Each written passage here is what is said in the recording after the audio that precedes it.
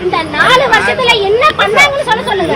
எனக்கு என்ன நடந்தது மக்களுக்கு சொல்லுங்க. நாங்க சொந்த காசு போட்டு மக்களோட நீ பேசுனா என்ன அங்க இருக்கிற நீ பேச மாட்டற கையை நீட்டாத நான் இருந்தேன்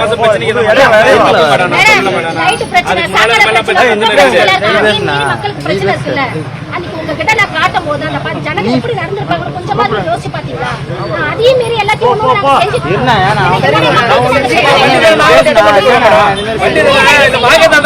8ஆம் வார்டோட கவுன்சிலர்.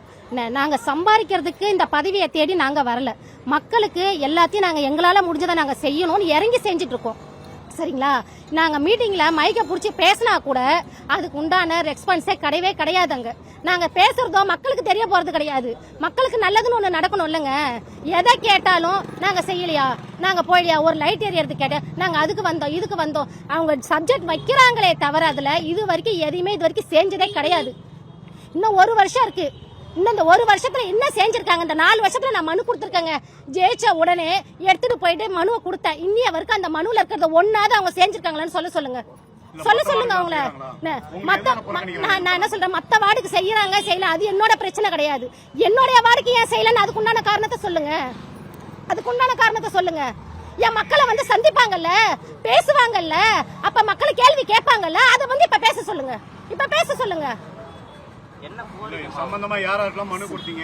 சார் கமிஷனரை பார்த்து கொடுத்துருக்கோம். மொத கொடுத்தது நாங்க நகர சேர்மேன் கிட்ட கொடுத்துருக்கோம். இன்னிய வரைக்கும் அதுல இருக்க ஒரு ஆக்ஷன் கூட எடுத்ததே கிடையாது சார். ஒரு தண்ணி டேங்குக்கு சொல்லுங்க, அது ஓட்டையா இருக்கு, இந்த மாதிரி திடீர் குப்பத்துலன்னு சொல்லியிருக்கோம். அதை சொல்லி 3 வருஷம் ஆகுது. சப்ஜெக்ட்லயும் வச்சிருக்கேன்னு சொல்லியிருக்காங்க, 2 லட்சம் ரூபாய் வச்சிருக்கோம். இன்னிய வரைக்கும் அதையும் சரி பண்ணல.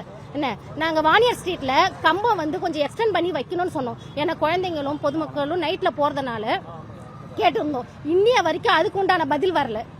எதுக்குதான் சார் பதில் சொல்வாங்க அவங்க? மக்களுக்கு எதுக்குதான் பதில் சொல்வாங்க? அதை சொல்லுங்க. இப்ப வந்து நான் ஒரு அடுத்த கட்டமா இப்பயே உங்களுக்கு தெரியும். ஒரு 5 நிமிஷம் இருங்க, அவங்க வரட்டும், பதில் சொல்லிட்டு எல்லாம் உங்களுக்கு. ஆனா அந்த இடத்த விட்டு நான் எழுந்திருக்க மாட்டேன் சார், அவங்க வரட்டும். பிளே ஸ்டோர் மற்றும் ஆப் ஸ்டோரில் இருந்து பாலிமர் செயலியை QR கோடு மூலம் பதிவிறக்கம் செய்யுங்கள். செய்திகளை உடனுக்குடன் பெறுங்கள்.